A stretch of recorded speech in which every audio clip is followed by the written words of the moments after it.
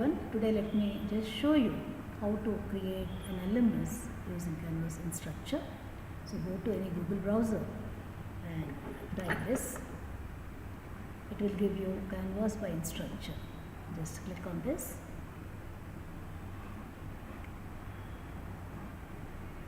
Then it will ask you to log in. If you already have an account, you can log in. Otherwise, you create one with your Gmail ID and password. It says that it is in some other region, so you can say go to this. If you don't have, you have to create one email address and password and log in. Or you already have, you can log in with this. It will show you the list of accounts. I will take this account. You have to choose your email ID to which your Canvas instructor is connected. So it's opening. When it opens like this. So there are a few courses here. See, this is my course. I didn't publish as yet. I will publish. I'll show you how to do the publication. So this is how my course is coming. See, you must be thinking, in what way is it different from the Google? Google also is an LMS. This is having a Google integration. So what we can do is, you can do little things more than what a Google Classroom can do. Both are, this is also cloud-based, both are free, individual users. So you can create an announcement page here. So, welcome to whatever you want to give. You can also create an announcement and give an opening page, or you can give some small exercises here for them to learn and come before they attend your coursework. So how do you give that announcement? Plus type, a new announcement will come, and what you want to do, you can attach a link, you can attach an image, you can attach some notes, or you can even type text here, whatever text you want. If you want to write welcome, you can write welcome. And if you want to give some problems for some of the courses, some numericals, you go to math editor. This is a math editor. Give them some set of problems. You can write your new equation here. You can have some relationships here, arrows, whatever basic. If you want Greek symbols also will come. So here, see, you can have these powers, equations, brackets, whichever way you want, it is for you to explore. So enter all these questions and save. It gets saved. The new page will get saved. You have to give a title to this, and accordingly it will be given. So let me give a title, something like a welcome page. And you say welcome, dear, welcome to whatever be the even semester. You can write that and say save and hit set. So how do you go back? You can go back. See, this is how you are getting. So go back to announcements. Already one I have created before joining, welcome page. Now welcome to this. So welcome to even semester. This is what we have given. It will be given. So how does a student see? The student will see like this. You can go to student view here. These are the two announcements that we've made, and they are able to see this. Okay, so leave student view. You need not go to student mail ID and check. From here itself, how the students would be able to view your course also can be seen here. First thing is, simplest is to add the syllabus. So what you can do, jump to today. This is calendar, Google Calendar integration is also there. So you can create a syllabus, say edit button.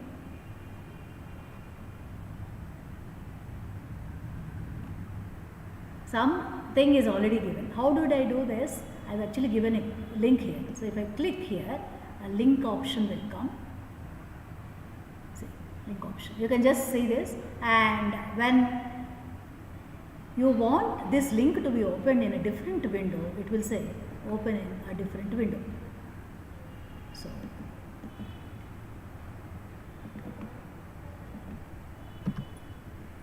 it will go to that link.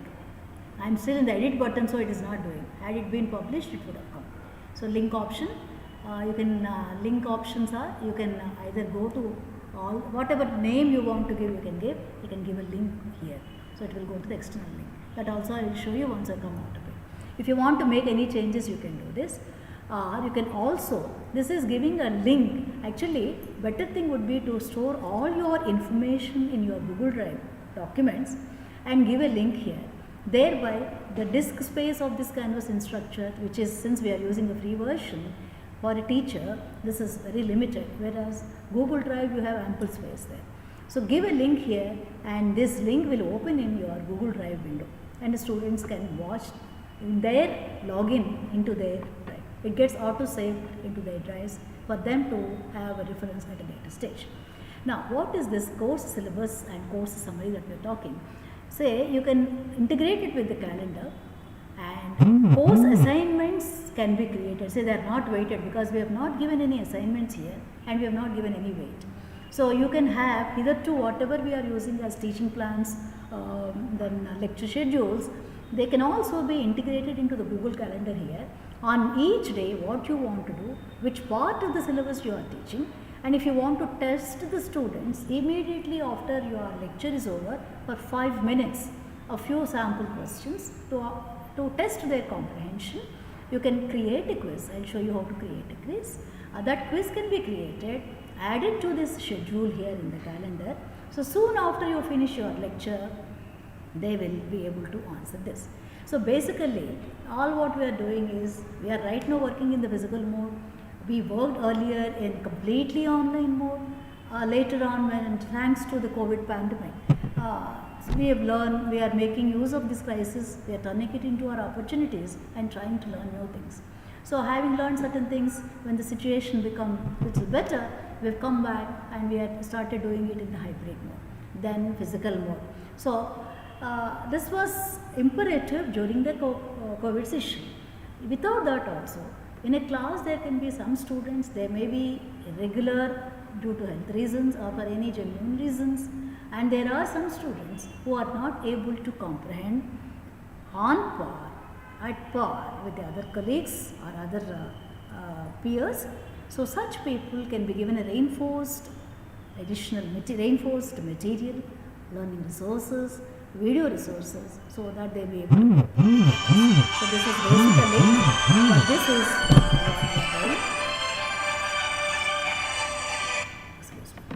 So this is basically what we are doing. So this is what you can do. So say update syllabus. You can update the syllabus. This will be going on. Next, people. How do you add people? To add people, if you want to help menu also will come. So this is how you can, just now I told you, you can set students in different groups, whichever category you want, group 1, group 2, group 3, or batch A, batch B, batch C, set it. Before that, first you add the people. How do you add the people? Already these are added. So, say email address, login ID, SSID. You can do this. Now to do this, email address has to be separated by commas. So what you can do is, you can create a Google form, ask all the students to enter their hall ticket numbers in the first column and email IDs in the second column. That Excel sheet will come. You can import it as an Excel sheet. When the Excel sheet comes to you, you can go to File and save it as CSV. What is CSV? Comma separated video card. So thereby comma separated Excel sheet basically. So automatically you don't have to type these. Control C, copy all of them, paste them here. They get pasted as comma separated. You can give them a role as a student or as a participant, as a teacher. Teacher, student, you can understand. You can be your teacher as well as a student from your own login. You can have some participants added. Teaching assistants at doctoral level and all, those are doing research, they will have teaching assistants. So that also you can do. Or you can add one more colleague of yours as a co-teacher if you are sharing this course, an observer. So you can divide the class into different groups. Some of them will be students, some of them will be participants, some of them will be helping you in course designing, some of them will be, you can divide them into groups. No? So each group you can have an observer, they will be mentoring, they will be observing and give you a feedback. Accordingly, you can rotate them. If you give them a leadership, they will be able to do things better. So like that, you can develop leadership skills in them. And then how to identify students who are not able to do it, who are learner disadvantage they have, or challenged students on various reasons. How do you help them? Peer help you can give by this, and you can also reinforce, add little additional material to your already posted content. So this is how you will be doing it. Then quizzes. How do you give the quiz? To give a quiz, I have already given a quiz here. So you can post it. Let me show you first what is already posted. When I click on this, say this is a great preview. You have so many options here. Shuffle the answers, a time limit, multiple attempts, view responses, show correct answers, and so on. So let us see.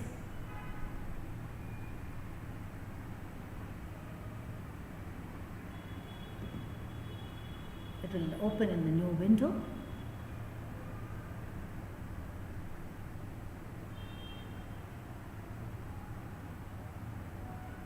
It requires, this is already created with my this thing.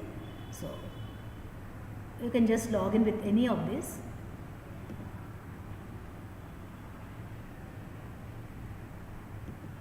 You should have already created this and it will open up here. So join a game. There are students whom you are giving it, it's an interactive quiz. So they on their mobiles, they will, or mobiles or their laptops, they will upload this, okay, and they will join a game. Because you are the course teacher, you are giving this quiz. So whatever you want, you can give and make them do. This is one way of doing it. So you can just go back. Say suppose you don't want this, you want to add it. How will a student see this? Student will see this. Actually, I didn't open that quiz. You can take the quiz also. So it will say take the quiz, and the questions will come here. Okay. Now this is already prepared quiz, and when they write attempt, this is what it comes. Because I didn't open the quiz, it is not showing up. Let me show you how to add it. Right. So now let me say quiz. There is a plus button here. So quiz. You can name this quiz. The options are unnamed quiz. So give this name. You can upload what is already there, as I have done before, and choose these. Say you can give the same question paper to different students with shuffling of the answers. So you can say, let us say 30 minutes. Last time what I showed you in the previous slides are the ones which are untimed at their own pace. They are called student space. And then allow multiple attempts. If you want, you can give, or if you don't, you can need not do. So quiz score to keep, will you keep only highest, or will you keep whoever is answering will you give? Whichever way you want, you give. Allowed attempts, that also can display. See, though we say if you display highest student score, if they attempt more than one things,